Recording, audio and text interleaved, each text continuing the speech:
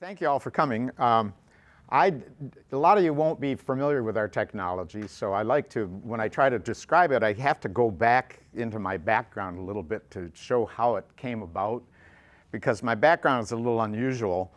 I got my master's degree back about 1970 at Wayne State University in freshwater biology, so I started working in phosphate pollution in lakes and things like that. And then in 1972, I had a unique opportunity to go out to California. And what I did out there there's a picture of me. I'm up there scrubbing out a tank that we used to keep lobsters in out there, because I was the director of a project where we were domesticating the American lobster. And this was through the University of California at Davis, and they had this project out of the Marine Laboratory in Bodega Bay, north of San Francisco. And what I had to do, of course, I had thousands of lobsters of all different sizes, tiny little larvae up to big 8-10 pounders. And I had to keep them live in their toilets, literally, because obviously they live in the water and they poop in the water where they're living. So one of the issues we had, of course, was with our wastewater treatment systems, we had to be perfect. They had to work, otherwise the animals are dead. So it's a little different than a septic tank failing in your backyard. And the nice thing was that the co-principal investigator on this project was Dr. George Chabanaglis, who was probably the world's expert on sanitary engineering. He wrote the book, Metcalf and Eddy uses for every wastewater treatment plant in the world. And so he was a very expert at it. So I was able to work with him, which was really a great opportunity. And I did that for about a year, and then I decided to go back, and I enrolled at Berkeley and got my PhD in marine ecology. So I did freshwater first and then marine ecology second. But I stayed at the lab for about 20 years. I was a researcher there. And in 1979, when I got my degree, I got a grant that had a half-time salary. So I figured I might as well do something else for the other half-time. So what I did was I started a winery, so out on the Sonoma coast. And I had a friend of mine, we bought a piece of property and started a winery, and so I got involved in winemaking. I'd been making wine all my life, but there I was doing it professionally. And that's where I really, really learned about microbiology at the industrial scale, and learned about the process of fermentation. And I like to laugh nowadays. People ask me what I'm doing, and I said, well, I used to ferment grapes into wine. Now I ferment shit into clean water. So it's all came full circle is what it did. And part of that was in 1989, a group of people approached me to do some research on a bacterial culture they'd developed for bioremediation. The guy who had developed this was doing it for actual composting, so he was a composter that did fertilizer production. And he had developed this bacterial blend, and it helped his process, made it work very well. And his son discovered he had a little packet of the bacteria after he had activated it and used it, and he had tossed it on the driveway. And about a week later, he came and he picked it up, and when he picked it up, underneath it, all the asphalt was gone. So the bacteria had just consumed the asphalt right there at the top of the surface, and he was looking at it and going, well, that's pretty interesting. And this was right around the time of the Exxon Valdez spill, and so there was a lot of interest in the oil spill. And they wanted me to do some research on it, and so I said, hey, that's a pretty interesting problem. And what we did is we developed a method to compost these contaminated sites. And the way we did it, you could see we would use a front-loading tractor. We'd excavate the contaminated soil. It might be from a leaking underground tank, or we did work down in Mexico with Pemex out in these oil fields that had just oil everywhere. It was just a mess. And the way we would do it is we would stack these windrows. We'd use a front-loading bucket. We'd spray the bacteria in it. We'd spray the bacteria in the soil as it was dropping out. And then about every third or fourth bucket, we would put in cow manure. And that way then we would lay this pile out in kind of layers. And the bacteria, of course, are in the cow manure, and they're very, very aggressive and working like mad because that's great food for them. That way, if they're in the toxic soil, they could slowly encroach there. They're next to the toxic soil, but they're not totally in it. And over time, we would turn the soil about once a week, respray the bacteria in the soil, And the bacteria would get really aggressive. Those piles would be 150 to 160 degrees.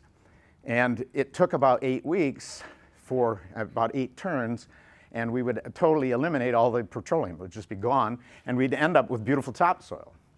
And so, you know, the process was really pretty interesting. But I was dealing with these dairymen because I had to get cattle manure. And a dairyman in Petaluma, California had a problem in that he was being cited for ammonia releases in his creek next to his farm. And it turned out that he had he had the barn up at one area. He would scrape the manure into his upper pond. Then he'd try to keep the solids there. The liquid would go down to a lower pond. Then he would irrigate from that lower pond, and he had just been irrigating this one knoll on top of his property for years and never bothered to move his irrigation gun. And it had built this biomat on top of the soil because it's all slimy cow manure. And of course, it always stunk. Whenever he would irrigate, his neighbors would all call and complain. And so, he was not the world's best farmer, frankly. But what we did, he asked us, he said, he's facing literally being closed down for these ammonia releases. So he asked us if our bacteria might help him. Thought about it a little bit, and I said, well, we can give it a try. So what we did is we set up a little trough up near his upper pond, and we grew the bacteria. We would use nutrients and things like that. So we'd grow this bacterial inoculum, and we started inoculating the upper pond. And when we did this, after about a week, I'm looking at this pond, and I'm going, that looks an awful lot like one of my large fermentation vats of Pinot Noir fermenting actively, because suddenly it just came to life. And the bacteria were in there working so aggressively that there's just bubbles and everything was stirring and everything was moving. And we were pretty intrigued by it. The bacteria then moved down into the lower pond, and the same thing happened down there. It just sort of moved through it over a couple of days. It's almost like a wave going through this big pond. And and the first thing he noticed when he started irrigating is he wasn't getting angry phone calls, because it had eliminated the odor almost immediately. The other thing is, over time, of course, it started to clear that area that he'd been irrigating for so long. It ate through that biomat, and the percolation started working again. So when it rained, it didn't just run off into the creek, which is what his problem was before. And once we started seeing that, immediately we brought him back into to compliance really within that first month, and he was fine after that. But I was intrigued by it because I'm just watching all this activity, and he actually, what we saw was, normally that manure was just viscous. It's very slimy. It's just like in a septic tank. You got septic stuff. It's very slimy. And that was his problem in his farm. So he had a screen. He would try to screen out his fiber and his solids and his manure, but the minute he'd try to run something through, it would clog it up. And so he really never used it. Well, after a couple of weeks of watching this fermentation going on, I noticed that the liquid lost that viscosity. So it was now just plain water. So he started running his stuff through his screen, and he got beautiful, clean fiber off of it. And in fact, it was so clean that he stopped using sand to bed his cows on, and instead used recovered manure fiber as the bedding for the cattle. And so saved him a lot of money. He liked it. And the cows actually did much better. So we were very intrigued by this whole thing. And it got me thinking about bacteria. Now, as a winemaker, one of the things as a winemaker I had learned is we always used bacteria or yeast strains that we could buy commercially. And we always picked the ones we want because there are thousands, well, there are millions and millions of different kinds of bacteria out there in the world. And so all the industries, if you look at winemaking or brewing or pharmaceuticals or bioremediation, all these industries that use microbes always use selected organisms, and then they inoculate the process. That's just the way they do it. They've been doing that ever since Louis Pasteur. Except the wastewater industry, largest microbiological industry on earth. And it's still literally pre-Louis Pasteur. Everybody expects the bacteria that come wandering into their system to be the ones that they want. Well, it never made sense to me as a biologist. I mean, when I wrote papers, I always had to tell the name of the species I was working on when I wrote my papers. But a sanitary engineer didn't have to even, you'd ask them, what bacteria are you using? And they give you a blank stare because they didn't know.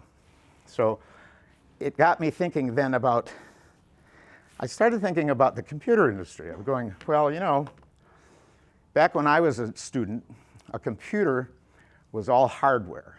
It was a giant building. Our computer in the University of Miami, where I got my bachelor's degree, was a 3-story building, which with giant adding machine is really what it was. But then about 1980, Steve Jobs, Bill Gates, some of these guys, they started thinking, you know what? We could make computation a lot more effective if we started working on the software. So they shifted their emphasis from the hardware part of it and they started working on the software. And that symbiosis, when they started doing that, allowed the technology to just, boom, explode. And now, your pocket, the thing sitting in your pocket, is a supercomputer. I mean, it's way beyond anything we had in there. It's, in fact, it would be impossible. And it was really made, it was made because of the software. So I started thinking about wastewater. Well, if you look at a big municipal wastewater plant, it's the equivalent of the old-fashioned mainframe computer. It's all hardware. And it works, but it's not very efficient.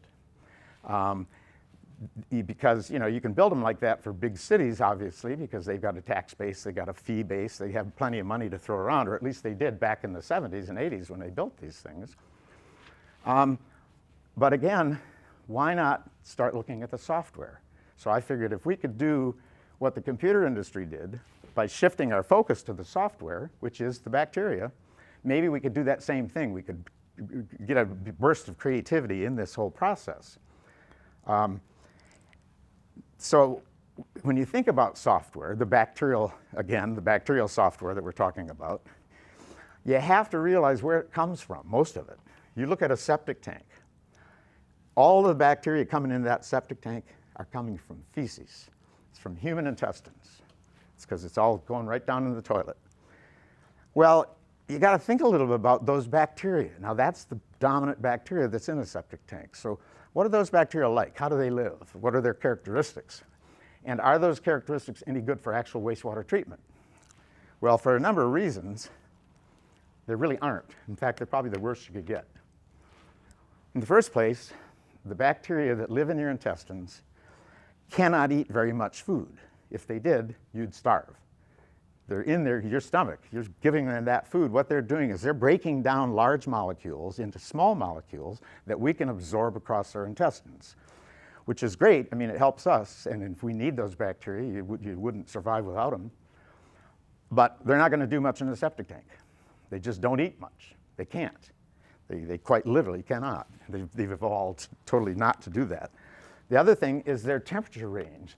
Ever since there have been warm-blooded animals on Earth, these bacteria have adapted to a temperature that's about 98.6 degrees that hardly ever changes. So their temperature not only is pretty high, no septic tanks, very few septic tanks are 98.6 degrees. And so they go in, they hit the toilet, they're in temperature shock. They go down in the septic tank. It's too cold.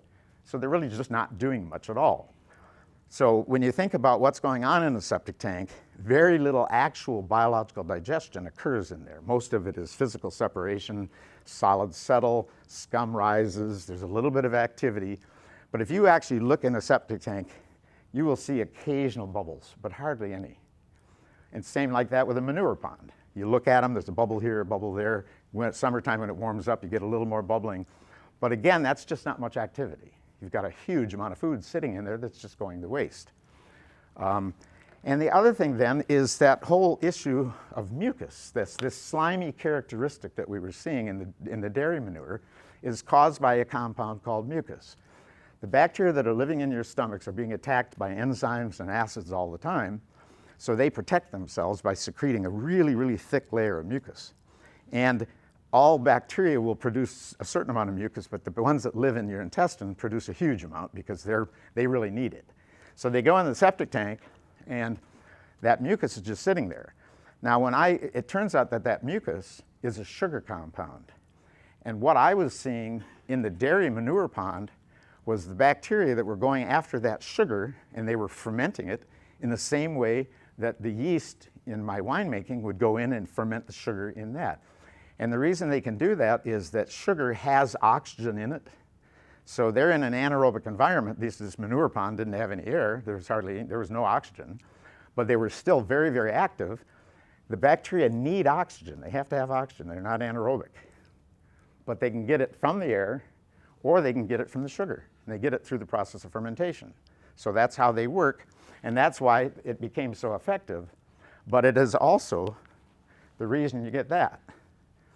The base, when you look at any kind of leach system, eventually, you get in there, you got this black biomat sitting underneath the trench, and of course, it's from that mucus that's going out there. Because no matter how well that septic tank keeps the solids out of the field, the mucus is constantly going out there. It's this colloidal material, it's in suspension. So it just goes out to the field, and over time, it simply coats everything, and it's just like putting mayonnaise on a Brillo pad, you know? You're not gonna get any water through that. So that's the big problem. And right about that time, I was talking to a gentleman who had experience, he had a Terralift machine, and he was doing work in the septic industry. And he was frustrated because he'd go out and he'd do a Terralift and he would restore a failed leach field, get it going again, but it would only go for another year or so. It would just clog back up again. So he was trying to figure out what he could do. And we got talking about it, and I said, well, it's interesting. You know, I've got a culture of bacteria that we use for bioremediation that would be perfect for this. But how do I get it to survive in a septic tank? Again, these are aerobic bacteria. And the thing is, we buy them as spores. So you can go down to the hardware, you can buy, you know, any kind of bacterial blend you want.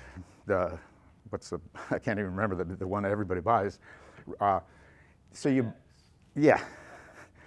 So if you go out there and you buy those bacteria, you put them in a leach field or you put them in a septic tank, they're spores.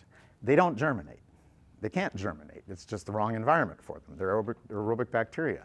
You get a temporary effect because when you buy commercial bacteria, you're also getting all the enzymes that the bacteria produced when they grew them. And they don't separate that out. It'd be too expensive to purify the bacteria. So you get the culture of bacteria, and it's got all these enzymes in it. Put that in there, the enzymes will work for a while. They'll liquefy stuff, but then they're gone. You know, they don't last very long because they're protein. They're going to get eaten. So it never made much sense. And I'm looking at it and I'm going, well, if we're going to be able to use these bacteria to try and recover failed leach fields, I've got to figure out how to get air into a septic tank and do it in a way that we can create sort of like a refuge that would be a place to grow the bacteria. So the bacteria that we were using, these are the culture that we were using actually, that I wanted to get into the tank, of course, came from the forest leaf litter zone. So these are the bacteria that live out in the forest leaves. So every year you've got all these leaves fall, and the bacteria, when they live out there, have several advantages. Number one, well, I won't get to that yet. They fall, the way they live, their lifestyle is that they're in the soil as a spore. The leaves fall in the wintertime and get covered with snow. The snow's, everything's cold, so nothing's happening. And then in the spring, it starts to warm up and everything melts, and the bacteria then germinate from their spores because they're getting ready. But the trick is they got to compete with each other. There's a whole bunch of bacteria out there, and the way you compete in evolution is you leave behind more babies, you know? And the way these guys do it is eat as much as you can, as fast as you can, and eat faster than your neighbor and produce more offspring, reproduce faster. And then when you run out of food, you just go back to spore. Wait till the next time. And so that's how organisms that live in these periodic or episodic environments, that's how they compete. They compete by just getting in there, eat fast, and then go, you know, have a resting stage for the next time. Which I looked at it and I said, well, you know, that's actually a nice characteristic if you want to treat wastewater. You want something that really has a good appetite. And of course, the other thing is they're living in their food. They're responsible for eating billions of tons of dead leaves every year. So they have to have a big appetite. And they're out in the outer environment. They can break down cellulose because they eat dead leaves. So toilet paper is no big deal for them. In fact, it's just candy. They were correct. Almost all aspects of their life history really worked. But one of the unique things, again, was they can survive in anaerobic conditions. If there's sugar available, they can grow with air. We put them in the tank use air to grow them, but they can go out into a leach field where there's no oxygen, and because they have all this mucus sitting in the soil, which is just sugar, they can ferment it, and they get their oxygen in that process, and that way they stay alive when they're out in the leach field and they keep working at it. So they were almost ideal for what we wanted. But again, how do we get them going in that tank? That was the real challenge. And the way we looked at it, I had done a lot of work, of course, in the aquaculture trade. We made Aquaria all the time, and I would do aeration systems for the Aquaria trade, and I had a beautiful aquarium in our tasting room. And so I was familiar with the way we would use air to move water in Aquaria. You know, a normal aquarium has a bottom that's sand and gravel and a little space underneath it. Then you stick a tube down through that into that lower space and put an air stone in there. It'll move the water up, and then the water will come through, and then the water in the tank will then slowly pass through the soil, through the bacteria living in the soil, and that's how an aquarium filter works. And I looked at that principle and I thought, well, how about I'll use the same principle, but what we'll do, since we were dealing with old septic tanks and old systems, we had no idea. We had to build something that would be small, that we could get into a septic tank, and that would work even if it was an old, fiberglass tank, or heck, I did redwood septic tanks out in California that worked perfectly. We never knew what we were going to come up with, what kind of tank it would be, how big it would be, how deep it would be. We said, okay, as long as we can have something that we can put in that tank and it can work all by itself, it doesn't matter. We can put it in any tank we can run into. And so that's how we designed it. And the way we did it was we took the column, so that's about 3 feet tall, a foot in diameter. At the base of it, we've got a fine bubble diffuser. So at the base of the column is a microfine bubble diffuser. We use a little air pump that sits over by the house, run air out through the air line, then goes down into the unit. And as the air is going through the diffuser, it's pushing water. So it's acting like a pump. And it's pushing water up through here because there are openings at the bottom. We have a little wrapping at the bottom that's sort of a rough filter to keep toilet paper and junk out of it. And the water goes in and circulates through.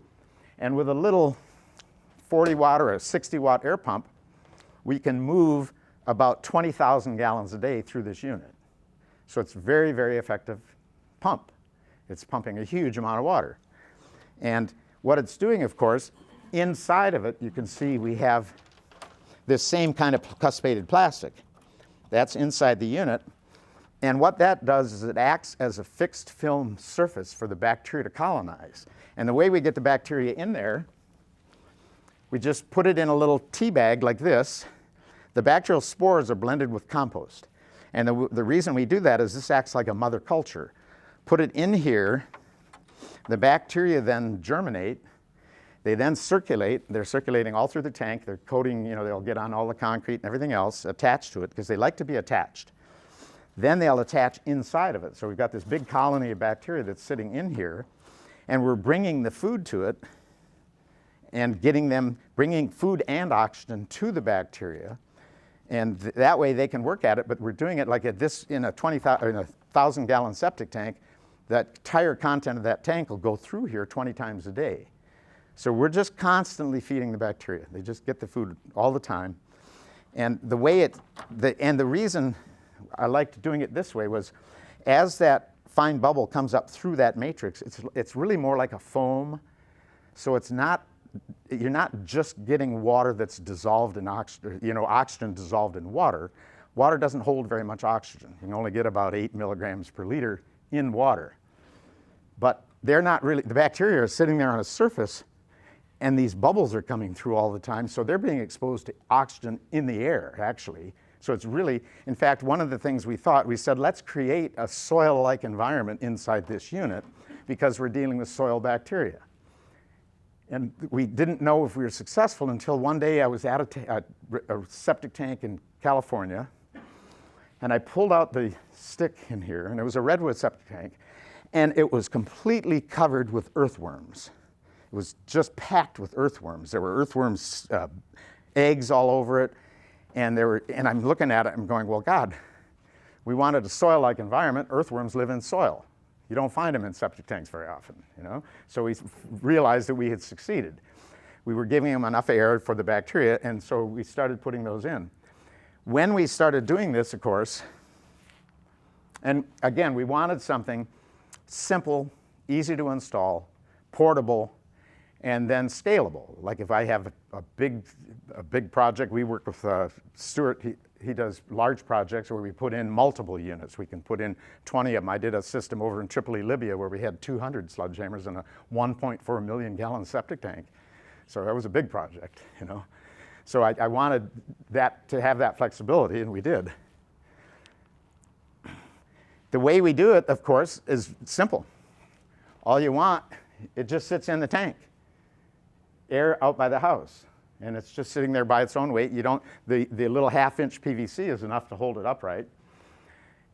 When we first started out, we were putting them in the outlet chamber of the tanks because we were trying to get the bacteria out to the leach field. But I had a client whose tank had died because his mother was on chemotherapy. Field had failed, so we went out, put the SludgeHammer in, and I wasn't sure if we could deal with chemotherapy. But I realized that we had worked with some pretty toxic environments. We'd used these bacteria in some pretty nasty places down in Mexico with this oil and asphalt and things like that. So it was at least worth a try. But at that home, I said, no, I want to put it in the inlet chamber because I want to get at the chemotherapy agents as far upstream as possible, just to see if it would work. So we put it in the inlet chamber, and I was curious about it. I came back about a month later. The field was working, everything had recovered, and I looked in that inlet chamber, and I saw just clear water, you know? It was just bubbling like mad, no toilet paper, no solids, no fecal material, anything like that, and it's in the inlet chamber. And I was actually a little bit surprised. So I started probing around. I thought maybe it was settling faster because we were breaking down the viscosity. I probed around, and there was nothing in the tank. So that was when we realized, well, if we're going to be putting them in tanks, why not put them in the inlet chamber? Save a little, save a little on pumping if you can. And it turns out we've had systems operating now in northern Michigan for up to 20 years now that have never been pumped. And a lot of people will look at that with a great deal of skepticism, and I always agree with them because I hate to say never, it's one of those things. So people ask, will I ever have to pump again? I said, well, you might, but we've got an awful lot of them, but nobody's ever pumped.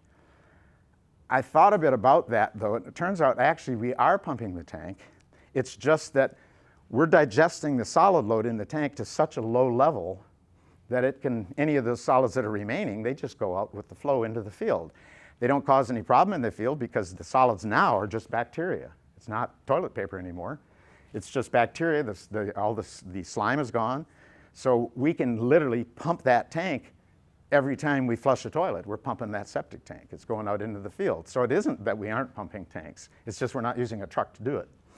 So when we started doing this, we were in Sonoma County, in the county regulators. We went into the permit, to the health department and said, how do we get a permit to put these in? They said, well, you can't put them in.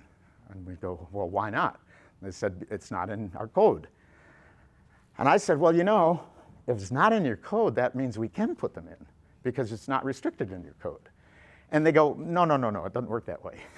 But we put a few in, we started putting them in, and eventually the county came down on us and said, no, sorry, you just can't do that.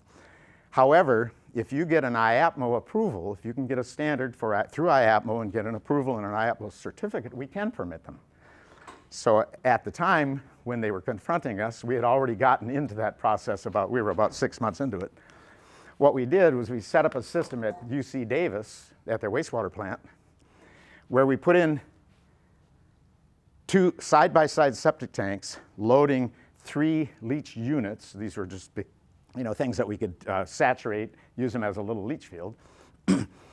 And we had to load them. So we had septic tank, the wastewater coming into the septic tanks, going out. We were loading them at about 10 gallons per square foot per day. So we were really overloading them as much as possible. And it took about 6 months to fail those. We were able to measure what percolated through and then had an overflow on the top. When we got to the point where only 1 gallon per minute was percolating through, we started our test. What the test consisted of is a SludgeHammer in one tank and a SludgeHammer in the other tank, both of them. One with bacteria and one without. And the reason we did it that way is it's already been known that you can use an ATU, an aerobic treatment unit, to recover a failed leach field. Part of the problem is that those are always regulated by NSF. So you have to have an NSF 40 system. NSF does not allow retrofitting. You have to put in a brand new system. So it was impractical to ever use aerobic treatment to try and recover these leach fields, just because the NSF has a monopoly on everything. And so we looked at it and said, well, if we can demonstrate that we can partially recover just with air, but then put the one with bacteria next to it and show that it can recover at least twice the rate, then that's what the standard says. So it's the standard created the name. They said, well, what do we call this thing? It's not an ATU. So IAPMO came up with the name aerobic bacterial generator. So it's really an ABG. When we put it in there, actually we recovered it at almost 3 times the rate with the bacteria. It made a huge difference in terms of the recovery rate. And we got certified by IAPMO, and we're now listed. We've been listed with IAPMO since 2003. And we're really the only product on the market in that category. So that helped us. It got, you know, at least they allowed us to put them in. That was one break. And as we started getting more, you know, a lot of experience with that, after we'd put in probably 100 of these systems, I kept looking at the tanks we'd put them in, and the tanks always had, well, you know, you'd pull a water sample out of it and it would look like that. We were always just getting clear water in the tanks. So I finally realized, well, it really is an ATU. It's not just an ABG. It is an ATU as well, because it does treat water. I mean, you get a really high quality effluent from it.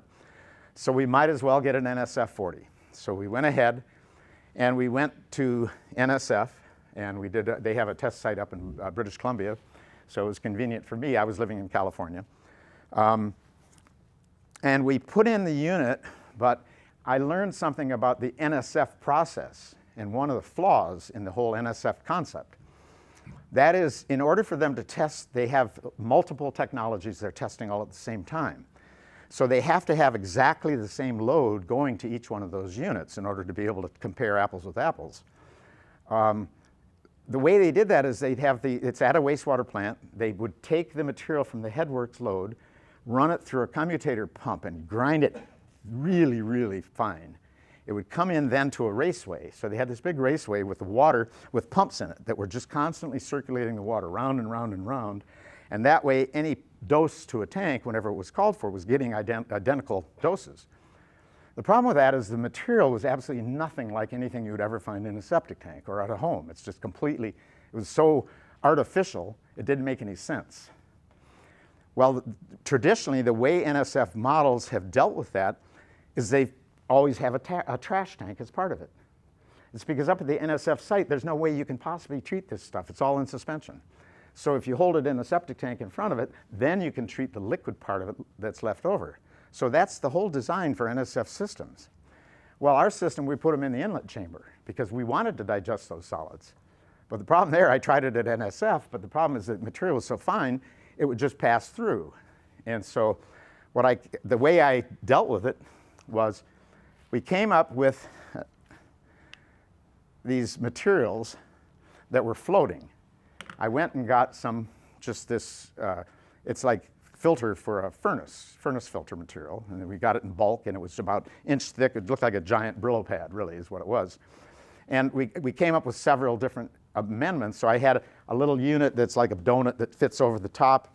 Then I set a couple that were just sheets that were floating, and then we put one great big one that went all the way across the tank at the end of it there, like a curtain. And as soon as I put those in, it worked like a charm, because all those solids got suspended. They got captured, and because they were in the air, they got digested. We didn't really get any buildup at all on that fabric, and it worked for a long time. And it pointed out one of the cautions about using NSF ATUs is that they're designing for a 6-month test. So they build a trash tank that holds 6 months worth of load.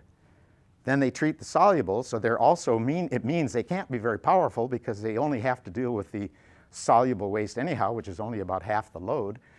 So they got these systems that work great at an NSF facility for 6 months. You put it in the field, if you don't pump that tank every 6 months, you got some serious problems. They're just not designed to handle solids, and most of them are designed to hold 6 months worth of solids. So that's one of the real things you have to watch out for with most ATUs.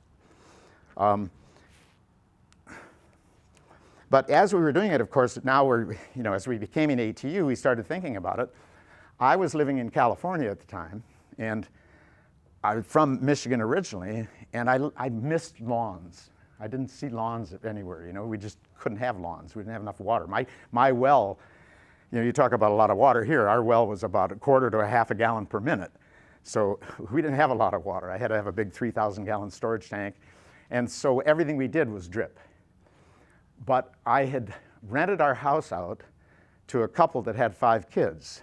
And about 5 years later, I get a phone call that they had failed my leach field. And I'm going, oh my God, they failed my leach field. It was sewage backing up downstairs. I said, well, thank God, at least I got that. So I went over, put the SludgeHammer in, recovered our leach field, and then a year later, my wife and I moved back to the house. And finally I said, darn it, I really do want a lawn. Now we've got this tank, I got all this beautiful water in here, it's got nitrogen, it's got phosphorus, it's got all this fertilizer value. Why aren't we using it? So what we did is she and I went down, we cleared an area right by our pool, built a retaining wall. I jackhammered our old cement patio and got these big blocks, and my wife went over there and built this wall. We filled in the area with wheelbarrows, put geoflow drip tubing, and we laid the drip tubing on that, and then just brought in topsoil and then put sod on, and I ended up with probably the only green lawn in Sonoma County. And I really liked that. And at the time, I had started out, I was working with our partner here in Michigan, and he was telling me about projects he was doing up in Petoskey using same thing, subsurface drip. And I'm going, huh? It gets 20 below zero up there. What are you talking about? How could you possibly use subsurface drip up in Petoskey, Michigan? Then he told me about a project we had done over at University of Minnesota, where we were working with creamery waste, and they used subsurface drip there too. And I'm just, I had a hard time believing that he was, was legitimate. But he said, no, it's really easy. Your line goes out, when you send your line out to supply it, then you have drip tubings going across, that's a manifold, and then you have a return line that's coming back to your pump tank. You turn it on, the water's passing through the whole system, coming back to the pump tank. You then use valves to adjust your pressure in the field to determine your drip rate, but it means when the pump shuts off after the dose, everything drains back, so there's nothing in the field to freeze. And I thought, well, sounds novel. So we put in several systems, and over time we discovered, and we've now had them in for 15 years up there, we have never had a freezing problem with a drip system, and they're only 8 inches deep, And it all was in that engineering, how you lay them out. And since we discovered that, what we discovered also is that drip is, I just think it's wonderful technology myself. Again, I'm an ecologist. I had done a lot of work on wastewater trying to grow trees. We were trying to grow redwood trees in California with wastewater. And I'm thinking, wow, why isn't wastewater being used productively everywhere? How come, especially septic tanks? You send liquid out to a leach bed or a leach trench, that water is going down and it's 2 or 3 feet deep where it enters the soil. There's nothing down there. That's a desert. It's just dirt. There's hardly any biology below about a foot. And anybody who works in a garden, you dig your soil, that upper foot's beautiful. It's got all this humic material, it's got insects, it's got worms, it's got protozoans, it's got all kinds of stuff in there. Well, all of that is working to purify that waste. But none of it's being used in the traditional industry. It's all going in way down below where nothing happens to it. You get a little bit of, you'll get good digestion of that, but you're not getting any real productive use from it. And of course, the other thing is, because my original work at Wayne State was on phosphate pollution in lakes, I was concerned about phosphate getting into lakes. Same thing with nitrogen. You got all these issues. Well, we started thinking about drip, and when you put in a drip system, we've got it to the point where it's easier for us to do a drip system than any other disposal field. It goes in like a charm, simple to do. My wife and I did it with wheelbarrows, it's that simple. So I recommend it for almost all these things, but what we found was when you put that water in at about 6 to 8 inches, you're in that root zone. So the plants have direct uptake of the nutrients. And the way it works, and this is why it's so valuable, is the concentration of nutrients is very low. You know, you look at fertilizer that you put on your lawn, that's measured in percentage. You got 10, 10, 30 or something like that. Well, that's 10% phosphate. That's 100,000 parts per million, 100,000 milligrams per liter. You've got 5 milligrams per liter of phosphate in your wastewater. It's infinitesimal when you compare it to what you're putting on your lawn here. Well, no wonder all that stuff runs off into the lake. It's so concentrated that hardly any of it gets taken up by the plants. However, if you're putting it in there, which each drop that you're putting in there has the fertilizer in it, the plant's taking that drop, it's taking all that fertilizer, it's getting all the fertilizer it needs because it's getting it constantly, but it's getting it at an extremely low dose, and it uses it all. So it means none of it gets wasted. And to me, as an ecologist, that's what I want. I want ecosystems that work. I want to see ecosystems that really flourish. So that's part of the reason we really have pushed this. The other thing is that because we deal with, up in where we are in Petoskey, there's lakes everywhere. And we have the biggest one of all. We got Lake Michigan sitting there. You know, we've got a lot of systems on the shore of Lake Michigan. And we did a lot of research. We had a project at a condominium complex with 120 residences that had 9 cluster systems. So they were doing, each system was about 6,000 gallons a day. So their total load was 50 to 60,000 gallons per day in this community. And their septic tanks had contaminated their groundwater underneath. There was nitrate in their groundwater monitoring wells. So we were working, so they had to renew their permit, and Eagle, our new Department of Health in the state of Michigan, they wanted them to do nitrogen reduction because of the nitrate contamination. So I had seen in California that our system, because we were changing the bacteriology in our system so drastically, we totally changed the nitrogen dynamics. And we ended up with, almost by accident, we ended up creating this situation where we get an aerobic form of denitrification that occurs in the tank or in the soil. I found it first in the soil we were dealing. We had a project at the city of Santa Rosa. We had a mound that had failed. And so we took samples from the septic tank. We had nothing but ammonia. It was all ammonia in the septic tank, which surprised me in the first place because typically an aerobic system will convert ammonia to nitrate. But this wasn't the case. Everything was staying as ammonia.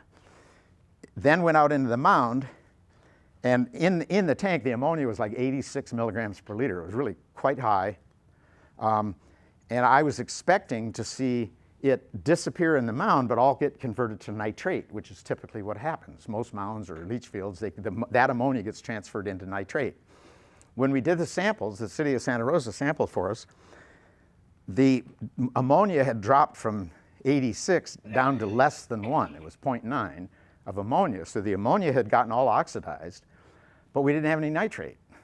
And I was really confused because we should have had nitrate. By any engineering standard, and any biologist would have told you, no, you're going to have nitrate. But we didn't.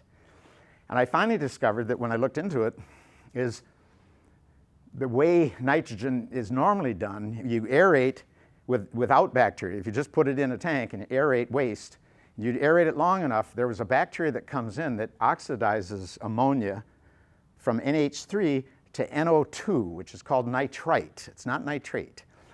Once you've got the NO2, another bacteria comes in that's called Nitrobacter. It then takes the NO2 and converts it to NO3. Now, once you've got NO3, it's very stable. It's hard to get rid of. But that transition stage, that NO2 in the process, well, in most systems, you never see it because the two bacteria pair up. So they're actually side by side, and they have to be fixed. They have to be on a surface. And when they're on that surface, they're side by side. So when nitrosomonas converts ammonia to NO2, Nitrobacter takes NO2 to NO3 almost instantaneously. So you never find it in a tank. So nobody in the industry has any experience working with NO2. They hardly ever see it. Well, what we discovered is our bacteria like that NO2 also. Nitrobacter is going to take the NO2 and make NO3, but our bacteria will go, no, we'll take the oxygen off of that and we'll make it into nitrogen gas. So they short circuit the whole thing. So if we can get our systems and part of the problem is it's hard to get the ammonia oxidizing bacteria to go in our systems in the first place because our bacteria are pretty aggressive. But what we find up in the soil, when it gets into the soil, they're already there. Those bacteria, the nitrogen bacteria, are already in the soil. So if I send out the ammonia from our tank along with our bacteria, we short circuit that whole thing and all the nitrogen just goes off as nitrogen gas. So we get almost instantaneous denitrification. Well, that's helpful when you're in an area where you're worried about polluting lakes. And so we had to prove that to Department of Health up in Michigan. So we did a series of studies in these leach fields where we put lysimeters that are little tubes with a ceramic end. You bury it, you can do them at different depths. And then you pull a vacuum on that and it'll pull a groundwater sample in so we could get groundwater samples. And what we did is we proved the fact that we were eliminating the nitrate. And then so we put the system in and it worked like a charm. It's been up there for 15 years now. It's working great. So now we do that, everywhere we look. It'll spontaneously happen in our tanks now in the septic tank, but it usually takes about a year. It doesn't happen instantaneously. But after about a year, our tanks usually have almost no nitrogen in them. They still have the phosphorus and they still have enough nitrogen. It's only maybe 5 to 10 milligrams per liter. But again, as a fertilizer, that's plenty. The plants have as much as they want. It just means none of it is passing through and going down in the groundwater, which is a benefit. Then around lakes, what's nice about it is if you're putting your leach field, the point of disposal, 10 inches under the surface, that means you gained a couple extra feet of distance from groundwater. So we have all these properties around lakes in Michigan that have groundwater issues, because they're right next to a lake. Naturally, they're going to have high groundwater. But by just that simple fact that we're dispersing it higher, we've made all kinds of properties usable that weren't usable before. And the other thing it does is it eliminates the need for these giant mounds. We can make a mound with our system if we have to, but it's a nice gentle mound and it really just looks like a piece of lawn. It doesn't look like a mound at all. So it's very advantageous for that. But we had one system where the homeowner had a mound, but it was not a wastewater mound. It was a landscaping mound out in front of his yard. He had a failing system, so he had to do something. He was going to have to he had a piece of property across the road. He was going to have to go under the road, cut down a whole forest, put in a system, a big mound over there. But we looked at it, and as I was walking on his property, I was looking at this gorgeous landscape mound. He had all this beautiful vegetation all through there. And I talked to the regulator, and I said, he's already got a mound. That's, way above groundwater. It's beautiful soil. Why not use that? So what we did is we simply laid the drip tubing, just dig little trenches, laid them all through that whole mound. And now he's got fertilizer, he's got irrigation, he's got a wonderful situation now with that whole system. So it worked out beautifully for him. In fact, this is one of Dervin's projects here. This is Lake Cora. Again, this property here was on Pump and Haul because it was right next to the lake. And it was kind of intriguing. When we did that project, we were looking at it, there was pollution going on out into the lake. And we're going, well, this is Pump and Haul. But it turned out there was a pipe going out of that tank that was going over towards a gutter with a ground stormwater thing. So it really wasn't being pumped and hauled like it should have been. It was effectively a septic tank right by the lake. So what we did there was and the nice thing, again, with drip, you have so much flexibility. You can shape it any way you want. We've done it out in the woods. We had one house in Walloon Lake where the guy had no yard. He just was in the woods. So we just ran it all through the trees. Trees love it. The trees are going to take that water. The key to it is these drip emitters, the roots can't get into them, so they won't clog them. And that's the key to it, and that's why you can do subsurface drip. That one there on Lake Cora, he was almost 15 feet. He was as close to the lake as about 15 feet, but he's getting absolute perfect protection in there. That is not ever going to pollute that lake. It's now, once he gets the grass on there, they're taking the nutrients, they're taking all that stuff. And of course, it's improved the whole performance of the property itself. The property itself is going to have a beautiful lawn, so it's going to be more porous. It's going to be serving that ecological thing much better. And when he did it, his sons were out there working with him, and they got to the end of the project, And they said, is that it? Are we done? He said, what about all the aggregate? What do we do? Where's the stuff? And he's going, no, you're done. And so literally, it is probably the easiest kind of system you can put in. But you have to have clean water. You cannot do it. It does not work with septic effluent. People try to do it with septic effluent. I've seen some of them. You got to be so careful with that because you can get biomat right around the emitter if you don't have clean water, and it'll fail. And I've seen them fail. So the latest one we did, which has been the most fun for us, the Pond Hill Farms up in Harbor Springs is a beautiful area. It's got a brewery, it's a winery, it's got a big farm. They do big events up there all the time. And their big deal every fall is the pumpkin festival. So everybody comes up to buy their pumpkins. Well, 3 years ago, the pumpkins are all in a field about this size of this room. All the kids are out there playing with the pumpkins. They're taking the pumpkins home. Then they discovered their leach field, which was underneath it, had failed and was surfacing. So the Department of Health had to recall all their pumpkins. And of course, the owner of the property is just frantic. It was in the newspapers, on the radio, everything else. So it was probably the worst publicity he's ever gotten. And it was just really, really bad news. So we went, talked to him, said, here, we can recover your leach field, but you really shouldn't have it here, And you're expanding so much, you really need to expand the property anyhow. So what he did is we did it in 2 stages. We started it in this existing system, recovered the leach field. Now that's there as a backup. We then went down below, added more tanks and more treatment, and put in a 3,000 square foot drip field. And he grew this year, or last fall, was the first time he'd been able to use it, so he grew his prize pumpkins there. And there I am sitting with a pumpkin that's well over 500 pounds. He had a pumpkin that was over 1,000 pounds there. We were looking at these pumpkins and we're just going, how do you make a pumpkin that big? And so I told him, I said, well, if you have a lemon, you want to make lemonade. I said, I guess if you have a pumpkin, you might as well make pumpkin pie. So he was very happy. And so he's a very, very happy camper. And that's pretty much what we do.